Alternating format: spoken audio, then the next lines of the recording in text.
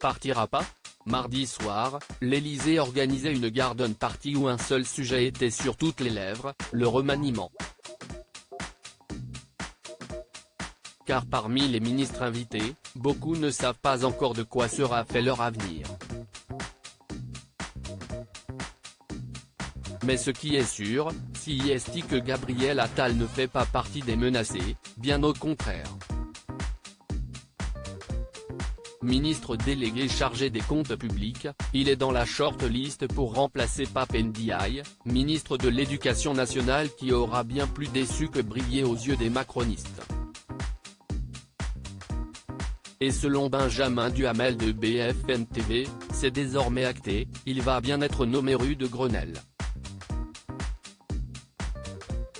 En attendant le communiqué officialisant le remaniement, le fils de Nathalie Saint-Cric a au passage révélé que François Braun, ministre de la Santé, était lui aussi évincé au profit d'Aurélien Rousseau, ex-directeur de cabinet d'Elisabeth Borne.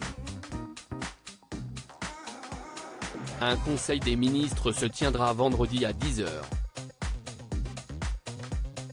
Mercredi, le Parisien relayait la rumeur de l'arrivée de Gabriel Attal au ministère de l'Éducation, Elisabeth Borne lui aurait proposé le portefeuille. L'ancien porte-parole du gouvernement assurait alors réserver sa réponse.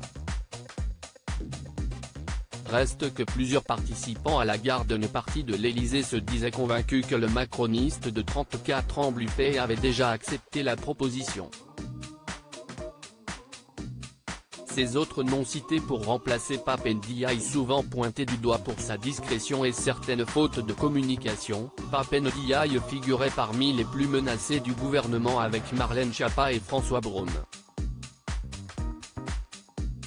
Le porte-parole du gouvernement, Olivier Véran, ou encore Aurore Bergé, chef des députés Renaissance à l'Assemblée, faisait aussi partie des noms revenant avec insistance pour récupérer son poste, comme Richard Ferrand, fidèle parmi les fidèles d'Emmanuel Macron. Crédit photo, Stéphane Le Mouton.